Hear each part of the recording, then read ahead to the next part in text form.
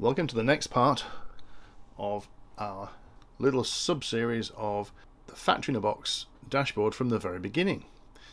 So these are the two flows that we've done. There's on the first video, and in fact our video part 1, and then our tidy up on the video part 1.1, which I quite like, where we used JSON Arta to a greater extent, and where we have these two flows. So flow 1 is our XBee listening, and it's our MQTT publisher, and flow 2 is our subscriber. Now we introduced two different types of MQTT messages. Sorry, that's wrong. We have got one type of MQTT message essentially, but we derive those from two different XBee frame types, which happens to be that the nodes from machines use one frame type, where we have, well, we can show you here where we have data digital samples, and this one is just a payload.data. Now, I said before that I thought that this was well, this is an array, but it's a special type of construction. It's a special type of object called a buffer, and that's why this function is actually, it's a buffer function. So that allows us to convert the buffer to a string representation, hexadecimal. This payload.data.digital samples is an array, and this payload.data is a buffer. So that's why this toString worked. We didn't put any comments in here. In fact, if we wanted to do that, we could just very easily do that. It's using this format. We can say that this is type 131 hex. Well, we'll give it. I'll give it. We know how to write hex characters, so hex 83, and finish off the remark like that.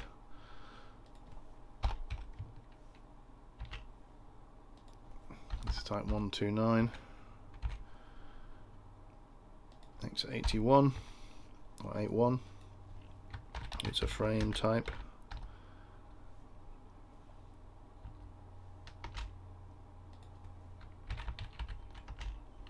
It's an XBee frame type.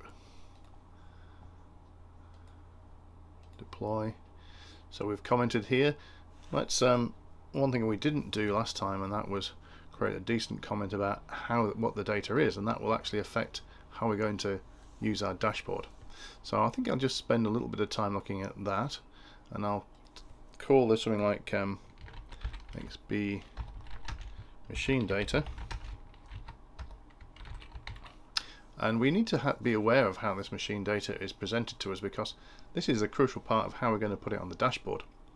So I do know that this will take markup, and it's called the markup is called markdown, which is great, and we know that from here, where we look at the information on the flow, and this is a node we can use to add comments to our flows, and it will accept this markdown syntax. Now, I have previously created a table in markdown here, which I can copy to the clipboard, which represents our inputs for our machine inputs, and they will be different, or potentially can be different from your machine. You've got to work out this meaning for yourself.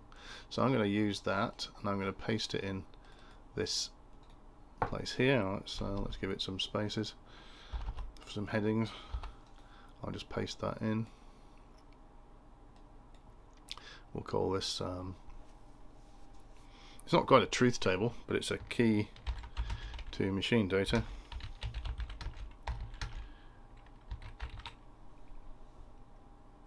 And we'll call it heading 2, and that's the heading 2 sort of. That's how I could have just typed that. 1, 2, 3 of these hashes would have given us that that title, that different types of title. Deploy that. So now if we actually look at this figure here, now this is the oh, sorry, cancel that. If we actually look at our information from our nodes, the information for our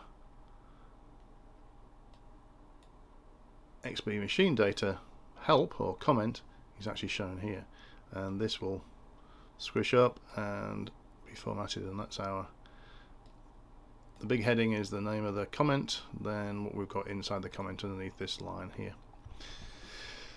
So let's pause for a little while just to sort of work out what actually is going on here. So when we have XBee machine data, we've got two inputs, DIO1 and DIO0. When we think of them together, they form a binary number, and that binary number always has a decimal equivalent, but it also means something. So if we have the inputs DIO1, DIO0 as 1 and 1, in our case that means that both those inputs are off, so it's off and off. Now I've used a different word to sort of try and define what this off and on mean in this column. So that's in the column DIO0, we're using stopped and running to sort of indicate 0 and 1. 1 being stopped and 0 being running. It's reverse logic or negative logic. In this case I've called DIO 1 I've called that off, and I've called 0 on. So we can say that that's off and stopped, off and running, on and stopped, and on and running. Now off and running makes no sense, so the combined meaning of these two digital inputs are off for binary 1 1, off for binary 1 0, idle for binary 1. Now I said deliberately binary 1, you could say 0 1, but we'll look, what we're doing is knocking off the leading 0 there. As a text string it would be 0 1, but as a meaning of a number it's going to be 1, and this one is 0 0 as a text string if we could do that, but its binary equivalent is 0, and that means on and running, and that's, we'll call that one busy. And this is very, very simple. We're really only talking about two inputs, and each input having two levels, which makes it there's four combinations. But because we've used negative logic, and because we are using one of these inputs when it's set at 1, we don't really care what the other one's doing. That's why I've put these little X's in here. It starts to get a little harder to get your head around, but once you have, we're able to essentially mask DIO0 using DIO1. So DIO1 is our mask, and only when it's at 0 does it have any other meaning apart from off. So both these conditions here mean off, and these conditions mean that the machine is idle and it's busy. So that's, for us, that's what that means. Now the way that you connect your machines, it might be different. We might even have two distinct inputs that have meaning on their own. But in our case, just to show off that you can do this, we can use them together, and when we use them together it makes it a little more powerful, because some machines, it's quite likely that sometimes the running bit, or the running bit, we'll call that the bit, the input that we're going to use, or the output of the machine that we're using as the input, might be used for other things. So depending on another condition. So this allows us to hide those things. For example, at certain tools on a machine that we might have where an operator can exercise a machine to run essentially a process when there's no product going through, we don't want to count those. So this is a good way of doing that. We use the other bit to mask essentially our stopped and running conditions, so we don't overcount. It might not be applicable to all machines, but in case it is, this is a very useful construct to have. So we really have three states: off, idle and busy. Potentially we may only have two that are meaningful We might even include idle as bin. We don't care about idle, we don't count that, and it's only our busy time that we want to take. Or we might think that when we add our idle and our busy times together, we have a complete cycle time, which you might think of as a floor-to-floor time. So even though it's only 2 bits of information, it starts to be something that you need to have a serious conversation about when we talk about the data and what that means, and we'll see that very shortly as well when we put them on the dashboard. How long our cycle lasts and what constitutes a cycle. Well, what we might consider a cycle is the combination of idle and busy, and when that together, they form a single cycle. And so that once we, for example, save our cycle information, we no longer know our idle and busy times. So now we have our machine data. We can easily create another comment for our RFID data. We'll call that XBee RFID data. We'll say that it's we can just say this simply, that the buffer is converted to a hex string, and it's either 4 or 7 bits. No, 4 or 7 bytes, I think, not bits.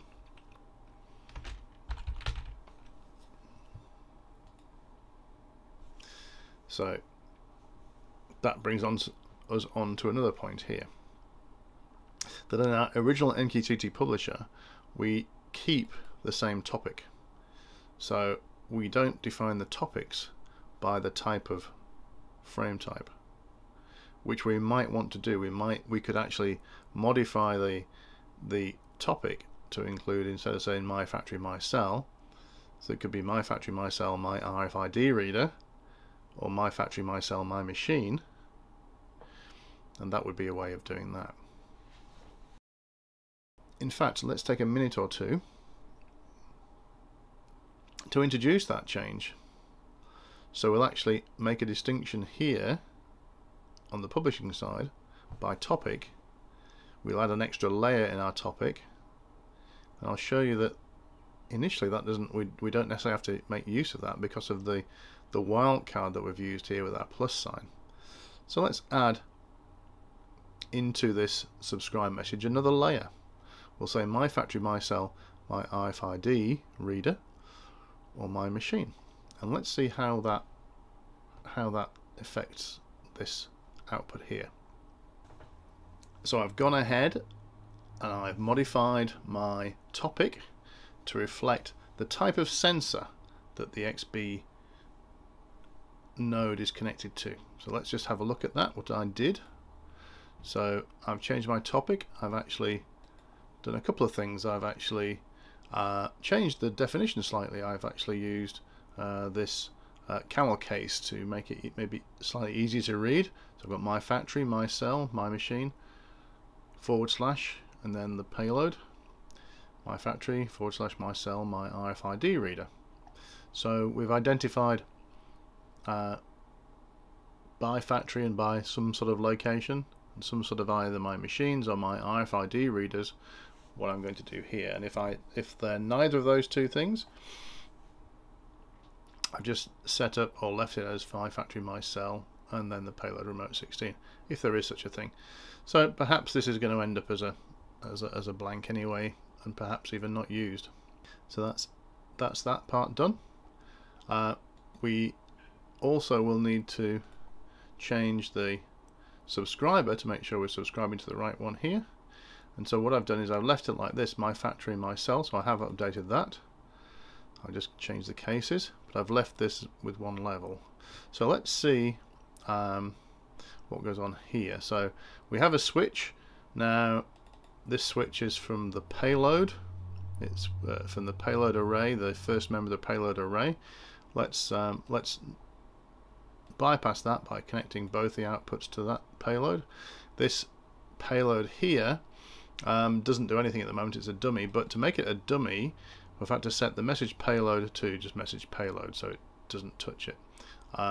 The default setting for this, if I pull a change one onto the dashboard, it actually sets the payload to nothing, to an empty string. So sometimes if you just deploy that and wire them in, you'll find that if you don't check carefully, you'll find that it actually makes the payload disappear. Now that's different from if you ever use a function statement. Function statements can be wired in and they have no effect, and that's because the function just returns a message object by default, so no change. So unfortunately the change change function does actually have it isn't set up to just set the message payload to message payload, which would be the equivalent. So let's see how this works. We've got that turned off. Let's deploy this flow. Let's look at our debug messages again. Let's clear all these messages that were there. Let's get a couple of them. We'll have an RFID one.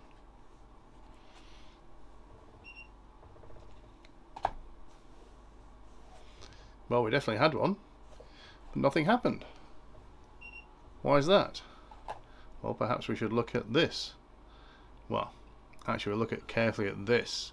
Now what happened is that we have done nothing wrong.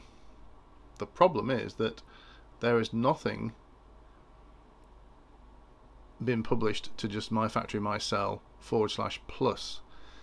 The reason is that this wildcard is only a single layer wildcard. So we have the real output to my factory my cell, either my RFID reader or my machine, and then something else. So let's put that extra layer in there and deploy that, and we'll create a message.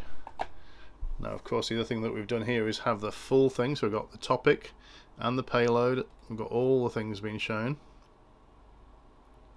So the array, this is the one type of array. Now here we have some more that are going to be the machine ones with the machine array. That's the RFID reader one. This is my machine. So it's working as we want it to do, but it was to do with this. Now when I'll deploy this time, I'll make sure I deploy it with the message, with a debug message disabled.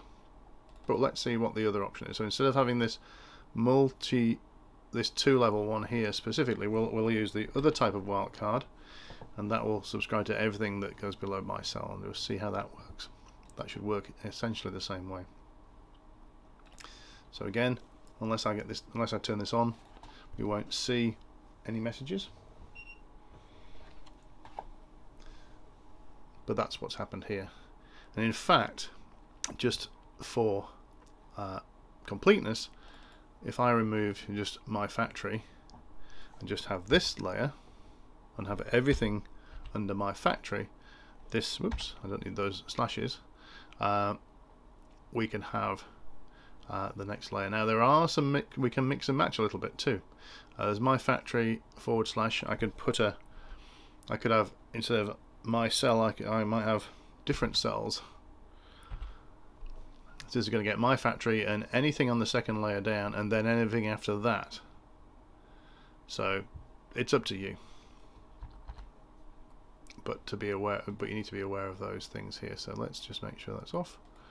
Let's deploy this, and let's just see that nothing's changed, that we're just getting all of my factory. I'm subscribing to everything from my factory here. I could simulate that and show you that I could have my factory, my cell 2, and get that too. But I think you get the idea.